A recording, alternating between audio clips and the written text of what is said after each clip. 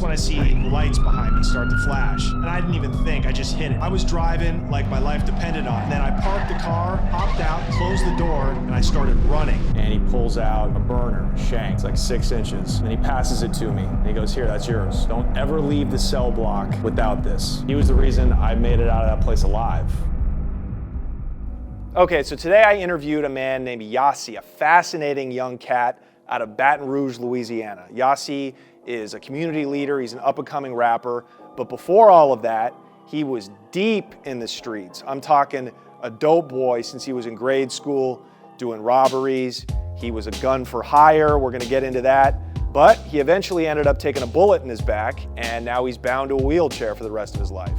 But that has not stopped him. He started rapping, and now he's really up and coming. He's doing it, he owns several businesses, he's not involved in the game anymore, doesn't even carry a gun anymore. So this was like a real rags to riches story that's fascinating. Yotsai's from the dirty South, the dirtiest, Baton Rouge. The level of poverty and violence down there is next level. And Yotsai was thrown into the street life from the beginning. I chose it, he was born into it.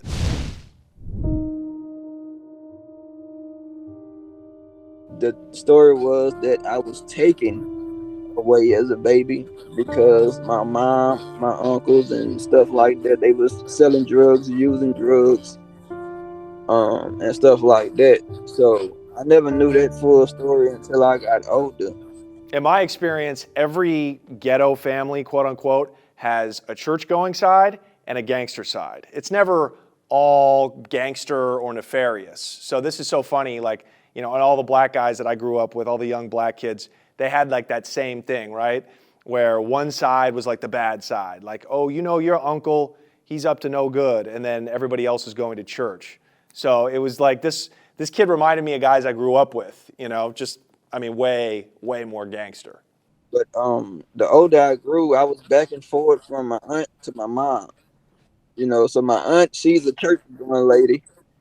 You know, I'm over here with her. You know, she got me going to church every Sunday, but with my mom, it's like we over here thugging. Like everybody hustling, robbing banks, robbing stores, they running the hood. You know, everybody toting guns, everybody showing a lot of money. So it was two different lifestyles. The gangster side of Yotsai's family was controlled by his grandmother. She was the matriarch.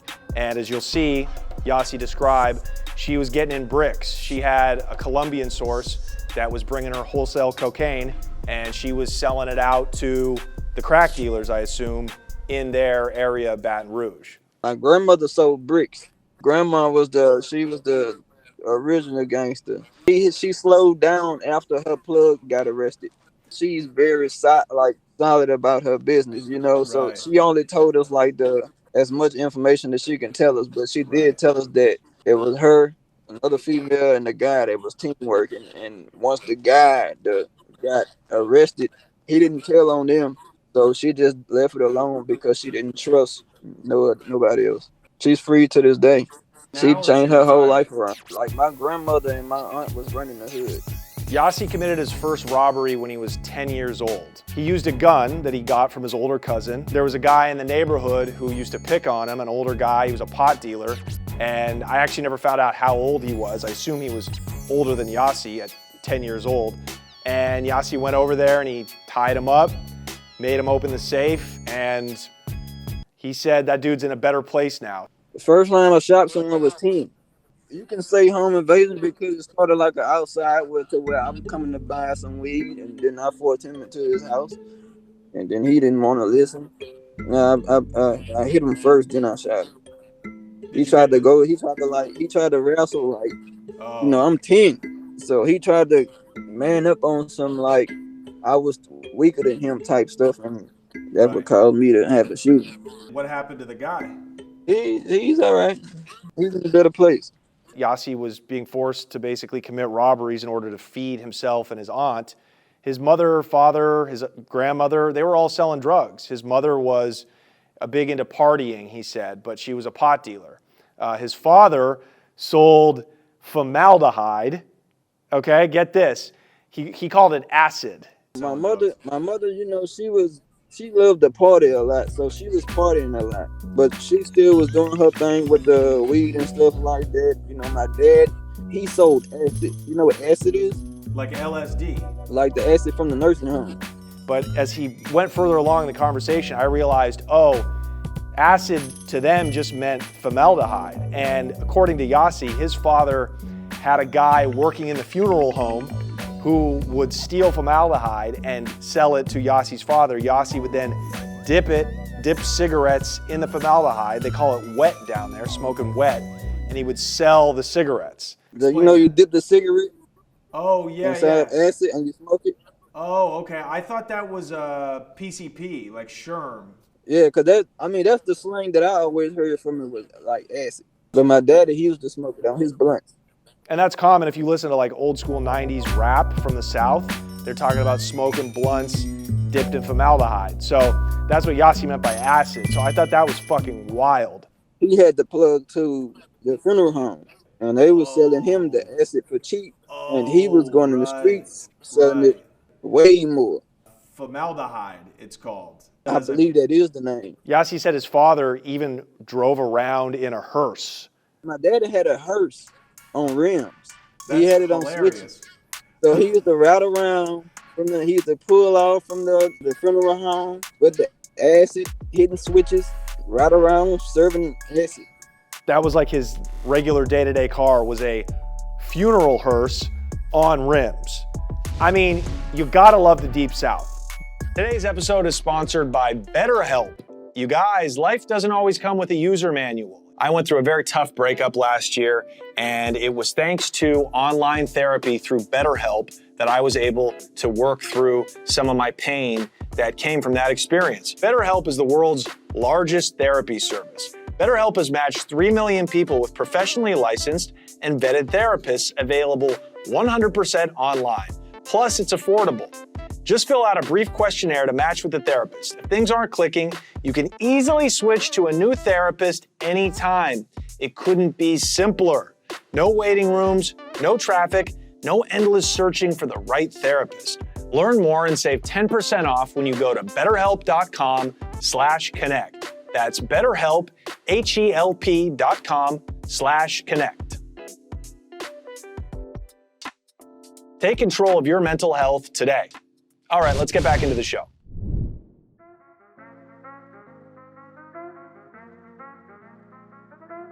Okay, so now we're going along. Yotsai's getting a little bit older. He's maybe 14 or 15 now, high school age.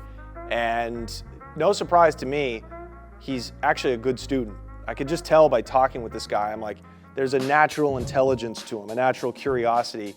You could see there was really like a good person in there. So he was a class clown, gave the teachers a lot of shit. The poor guy just needed some attention. You know, this is like a neglected, abused, traumatized kid by the time he's a freshman in high school. Yeah, I went to middle school and I went to high school. You know, I never failed. In school, I was like a bad kid, but a good kid at the same time because the teachers loved me, but they hated me at the same time. Because I used to be the student that would come into the class and be on top of the desk. You know, I used to grab their markers and erase their work for the day and stuff like that. It was only to be, it's like a joking moment, like a joke around moment. So that's why they knew, like, he not doing it to hurt us. He just joking around with us.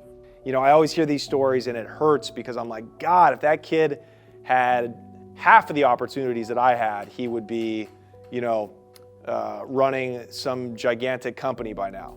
Things started getting deep like after my son passed, after my son passed. My grandfather passed 2010 and my son passed 2011.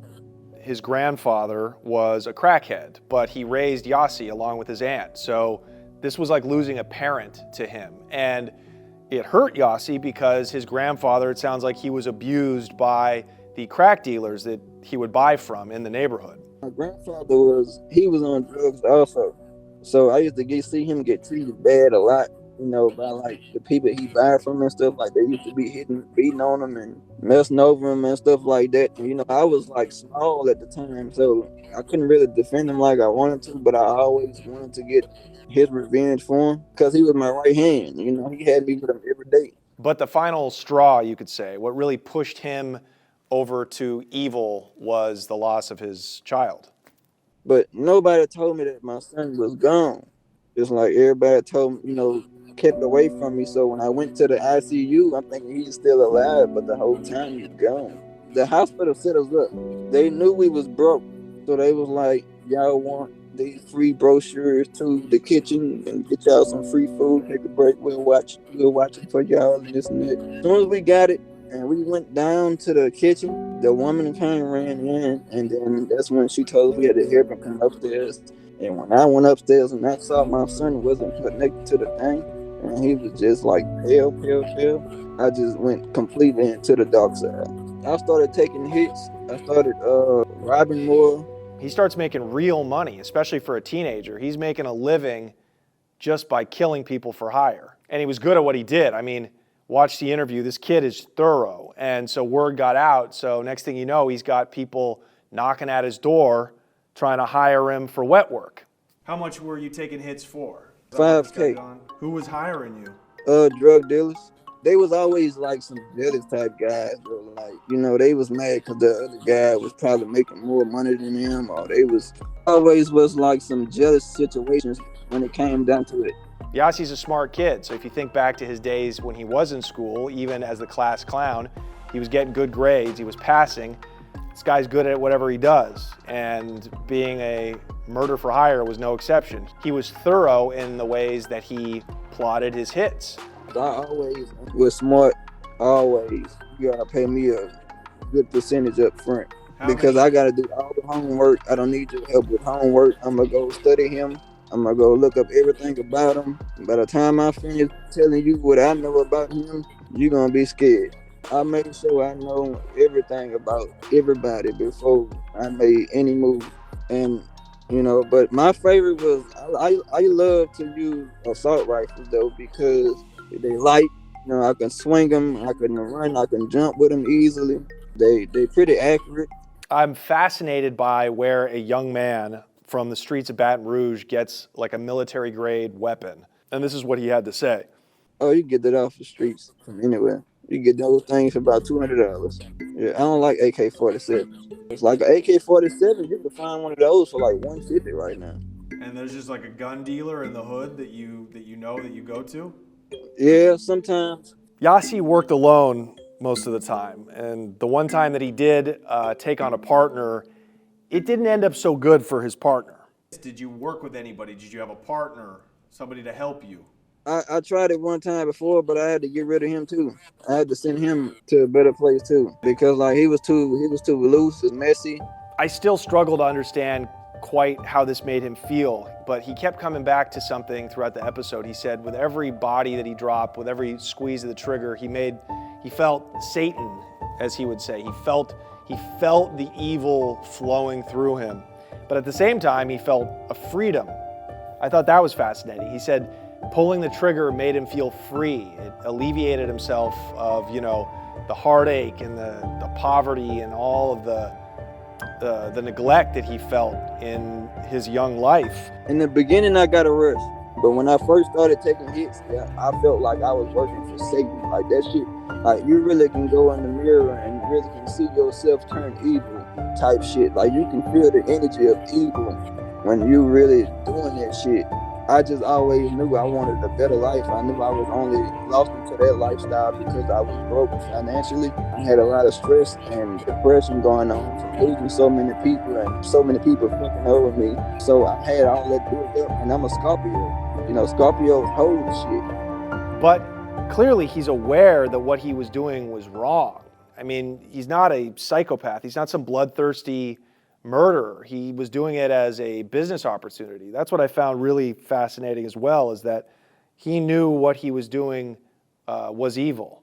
All those hits, it just felt like I was feeling free every time, but I can feel that it was wrong because I was lost.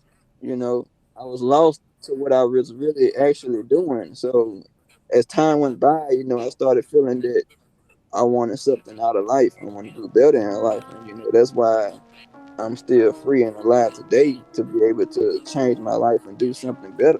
And of course, when you live this kind of life, it cannot last long. But luckily, I'll say luckily, because Yotsai never got caught for doing hits. He went to prison for something else. And it is the most southern gangster out of a movie kind of shit that I've ever heard. I got incarcerated in 2011. I kicked my mama boyfriend's door in. He tried to kill her. He tried to kill her with his truck twice, kicking the door in, and boom. He was trying to wrestle with a knife. Got the knife out of his hand. I picked up the table, hit him with the table as he was on the ground, and it's like I hit him so hard, 3 legs flew off to the table. So I grabbed one of the legs, and these is the old wood tables from the 90s, with the big leg wood tables. I'm beating him in his head with that. He didn't want to go down. So I smelled food. I looked on the stove and I saw smoke coming up. So I went to the stove, I got the pot, walked back over to him, and I poured it on him. And he was squirming around like a worm out of the ground. You just see neck bones and corn and shit flying everywhere.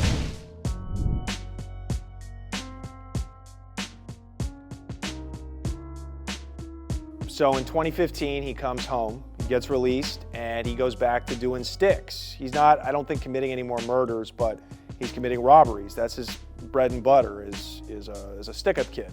So he takes one in the back, hits his spinal cord, now he's paralyzed, he's in a wheelchair for the rest of his life. And this is really what calms him down. My whole life elevated since I've been in the wheelchair. So I have a clothing line, weardriveclothing.com. I have an ice cream company. I have a few ice cream trucks. Those 2 businesses, me and my daughter teamed up into those. I do music. I know like the ideas I have that I'll be a billionaire for sure. Feels a whole lot better to be making legal money, like my whole life itself to be doing better. Right. You know, I'm not that guy anymore, like I'm in a successful lane now. And it feels good. I feel free, I feel happy. I'm supposed to be enjoying life and doing whatever I need to be doing before that day comes.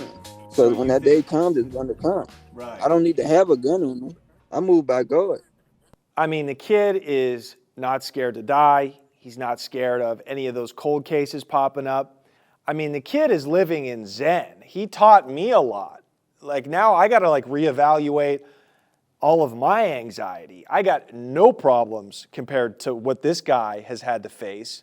But he is living free. He has got freedom of mind. And so I really learned a lot. I'm very grateful for Yotsai. Yeah, I'm doing a whole lot better. I'm changing lives. A lot more people in wheelchairs.